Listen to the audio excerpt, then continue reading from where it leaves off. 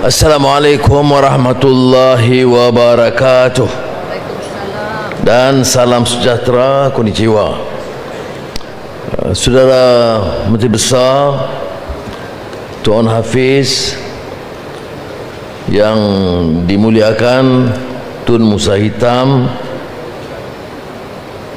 Excellency Nuriyuki Shikata, Duta Besar Jenaka Kato dari Nikkei, Sina Hasni, Amirul Faisal, keluarga IIB dan semua yang hadir.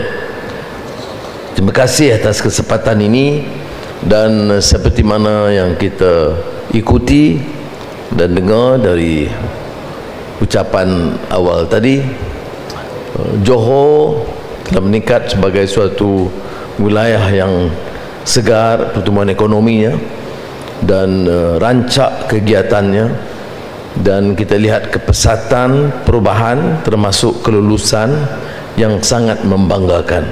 Jadi saya ucap tahniah kepada Menteri Besar, IIB, kerana keupayaan mereka dan kesedaran bahawa dalam dunia yang tidak menentu dari sudut hala tuju dan keputusan yang mengejutkan, termasuk tarif oleh Presiden Trump dan pergolakan sengit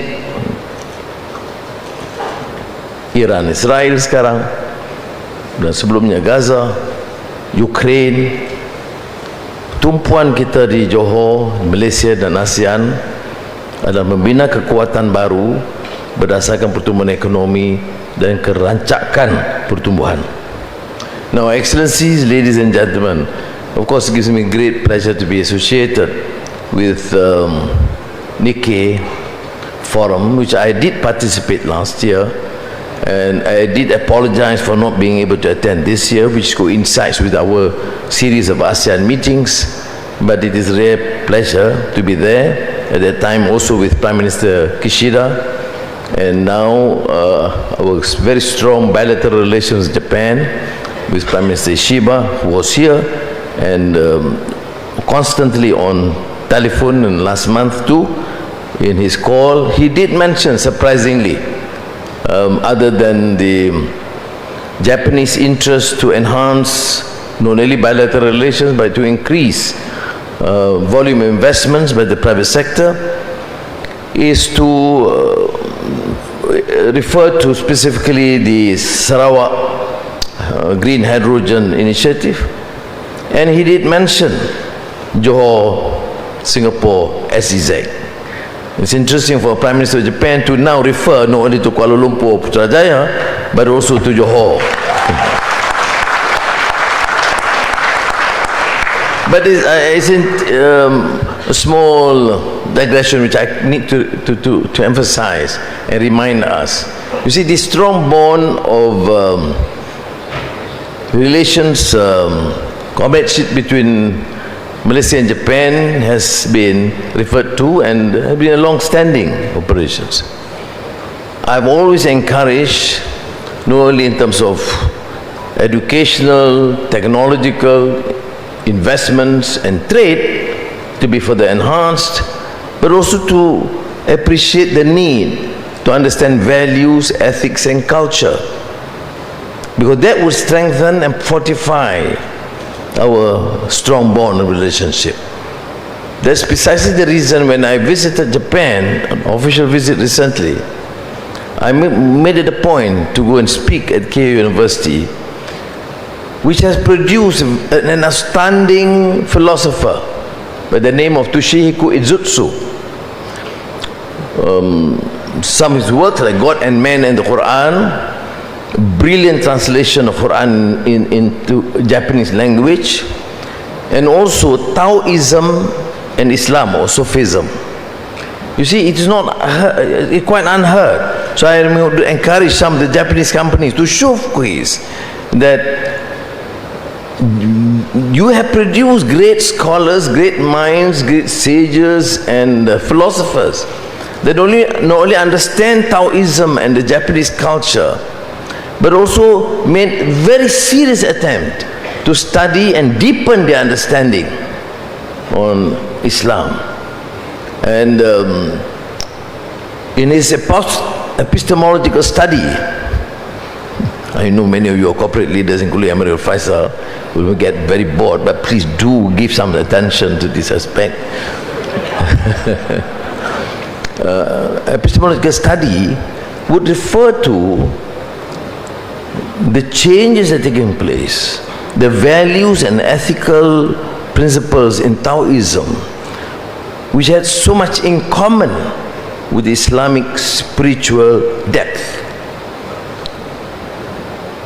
When referring to Islam and Islamic contribution, Toshiko Zitsu referred to the very compelling argument, precisely saying that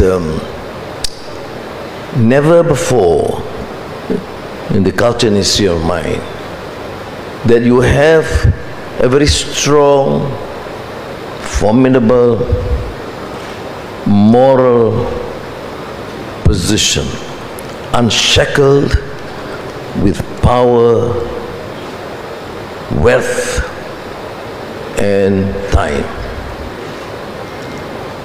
A morally coherent, sustainable system, a moral principle of Islam. And this comes from a great Japanese philosopher who has a mastery of understanding of Japanese culture and civilization, and particularly Taoism. Well, I'm making a slight departure from a talk about trade and investments, just to showcase that this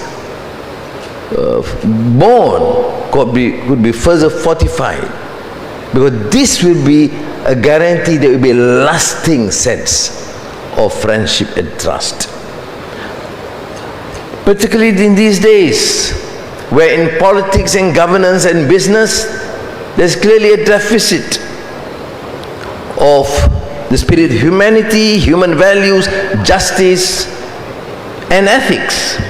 Decisions are made, be it in trade or politics or geopolitical arrangements, purely by the arrogance of power, might of military strength and prowess, and greed. So it is important that we educate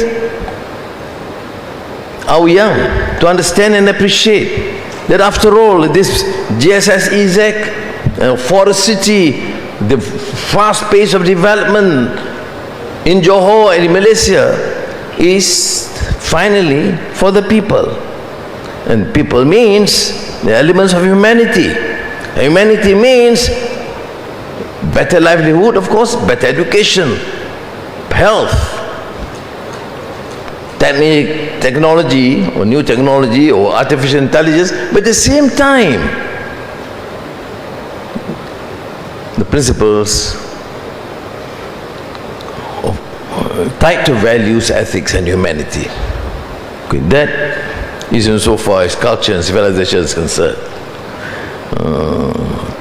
Bear with me a bit, don't feel bored, because I think there is a strong case, a compelling case to urge the present generation to focus on, of course, new disciplines, but must be grounded on values, culture and civilization. All our education institutions, we need to promote that. We will be left behind if we do not master new technology. We do not upskill and reskill our students. If we do not grasp and have better understanding of digital technology and artificial intelligence. But that's not an all. It must be grounded on our language, our culture, our literature, our civilization, on our ethics and morality. I made it a point. You like it or not, I'm given distrust. I will never break from that focus or principles or policies that will push Malaysia, ensure that we not only grow but excel as an important country, economically, technologically, but never to ignore the importance of our roots, our culture, our civilization. Back to Nikkei Forum. You know the strength of this region, and do not underestimate the importance of Johor, Singapore SEZ. ASEAN happens to be one of the most peaceful regions in the world, vibrant and dynamic economically, and the bilateral relations, multilateral relations and regional cohesiveness is rather unprecedented. I was at the ISIS forum this morning. Of course, people say, "Oh, thank you, Prime Minister Anwar, for the success." I said, even engagement with Myanmar leaders, both the military junta Prime Minister and the National Unity Government Prime Minister. I say credit goes to the ASEAN leaders. They gave me the mandate. They gave me the support, and our relations is excellent. Look at this region, this SEZ. It would not have happened if the two governments, the two systems do not share the common interest of uplifting both these countries.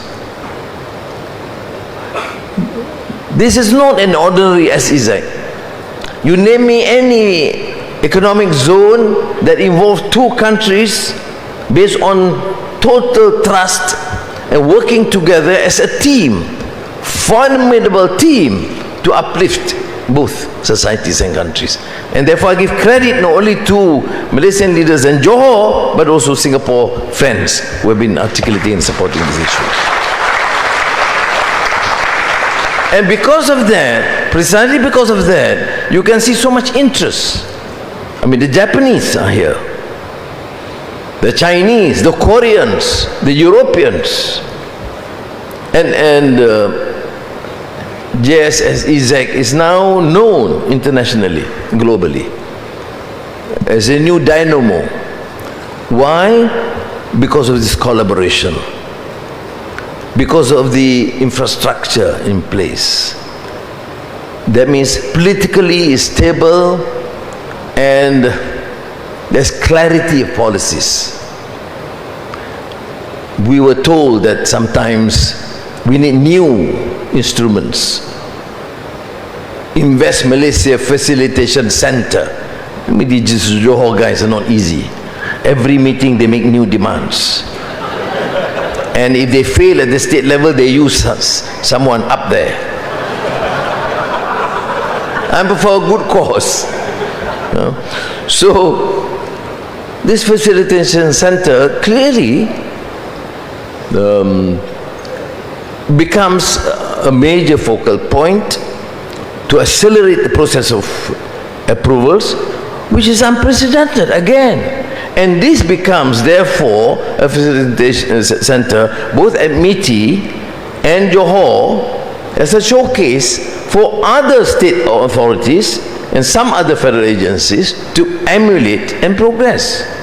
So you may have a politically stable system. You may have clarity of policies, brilliant minds working, but you must have this pace of approvals, the commitment of the both bureaucrats and executives in the field. And so thank you very much for those who have played their role and have seen the capacity and ability of SEZ through IIB, Khazanah and the state government working together to enhance and showcase the ability and capability of SEZ. So it's a great story. I mean, I was in Davos, and one of the questions raised about potential development, I mentioned just SEZ. Not only in terms of a new project to attract investments and to provide incentives. Many countries give better incentives than just SEZ. And I happen to be holding the fort at the Ministry of Finance. I'm not interested in giving new incentives. Enough. But then you don't have that many countries with a politically stable system, a strong coalition, a two-thirds majority in parliament, and using that to accept and acknowledge some of our blunders and excesses of the past, of endemic corruption, of abuse of power, of laxity, and having understanding that, decide to embark on very clear policies for the government on industrial master plan and roadmap, on energy transition, on digital transformation, on semiconductor strategy. Because this is important. Malaysia now is a hub for data centers, AI and semiconductor. But the challenge is, of course, efficient execution of these decisions. If we can do it in 2 weeks, why must we wait for 2 months? I always ask the staff, is there a compelling reason why you must delay? Because it's a weekend? Because it's holidays? Because you have to refer to so many committees and subcommittees? We have therefore to change. So this is the good story, of course, and we are fortunate again, I say, to be in ASEAN and to have that sort of very, very close relations. And Japan, thank you very much. You know, I had this opportunity to meet Prime Minister Kishida a number of times and become now good friends, and finally persuaded him to be really, what do I say, tight. He and his wife are all durian addicts. And the first time he had durian was when I served with during lunch. And now Prime Minister Ishiba, not only the formal relations, but the trust and the focus and the continuous exchanges. Now, we are having this to deal with this issue of the Trump tariffs.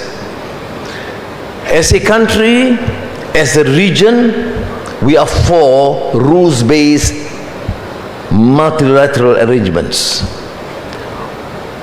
We do not share this or do not endorse or support or condone any unilateral action. It does not matter for any country. We promote peace and we stand firm, despite the fact they were a relatively small country. We do not fear to express our views, be it on the Israeli aggression and colonization of Gaza or provocation to Iran. We stand firm and we are prepared to face whatever issues raised.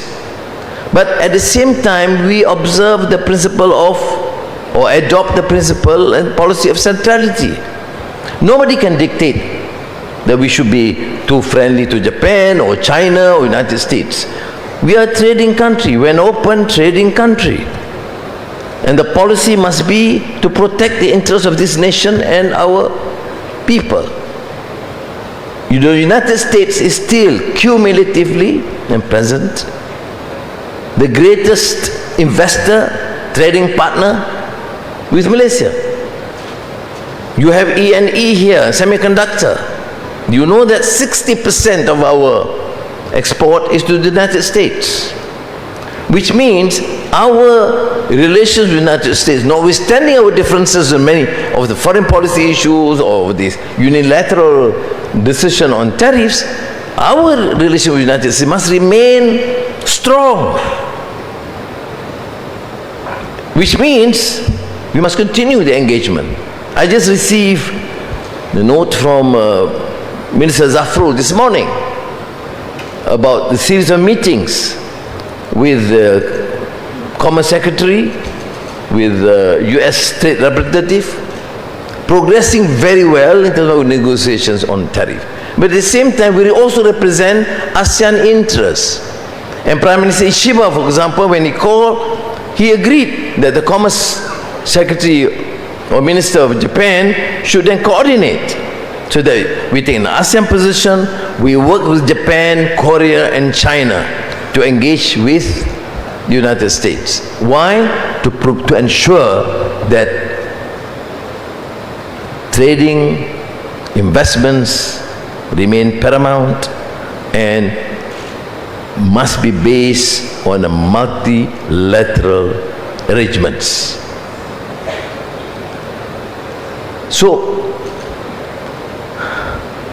there is some other issues. Of course, we take a very strong position against the provocative actions by North Korea, which is affecting, of course, the security of the region, of South Korea, of Japan, and we take a position very clearly. And we in ASEAN have that consensus, because we also have to deal and grapple with the issue of the South China Sea. But our relations with China is very close. Not many countries can record that.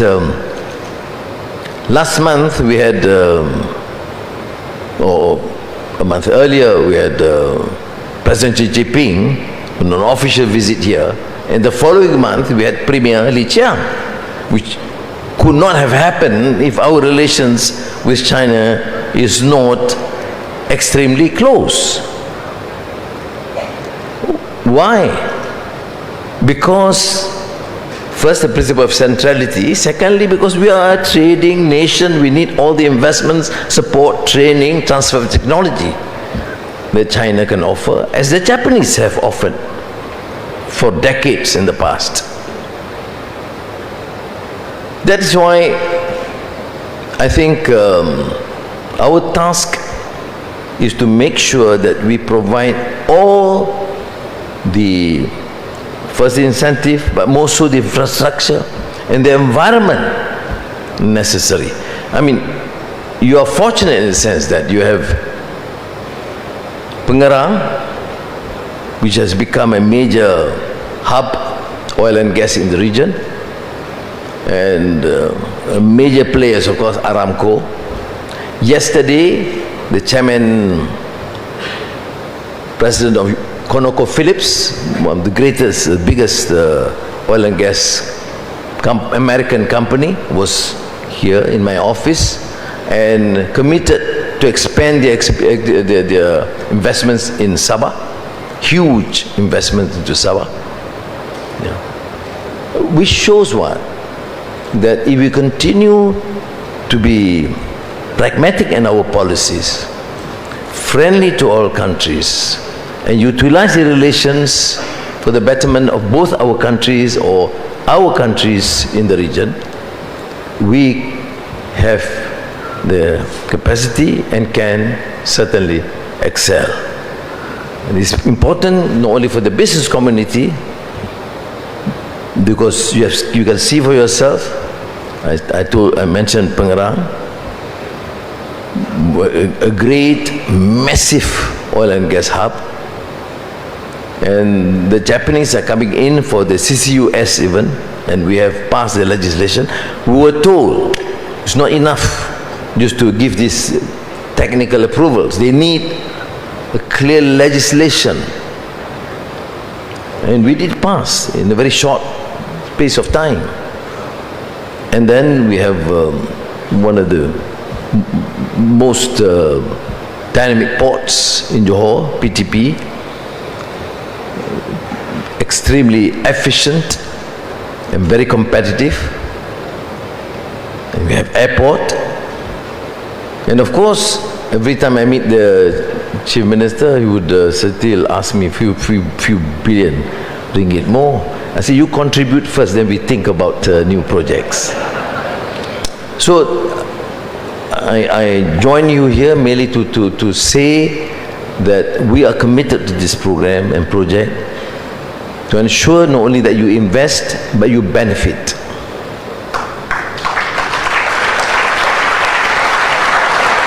And notwithstanding what I have said so confidently, now with humility I would say, after listening to you and getting the recommendations, we will make all the necessary adjustments within our parameters, if absolutely necessary, to make sure that we become a really and a very attractive destination for foreign investments. And which means we are prepared to share your experiences and learn from you, your criticisms, your suggestions through the state government, through Khazanah, through IIB, and we will, I can assure you that my cabinet, my team, have that humility to acknowledge and accept that we are not living in the perfect world. We should be very dynamic and make adjustments wherever necessary. So thank you very much again.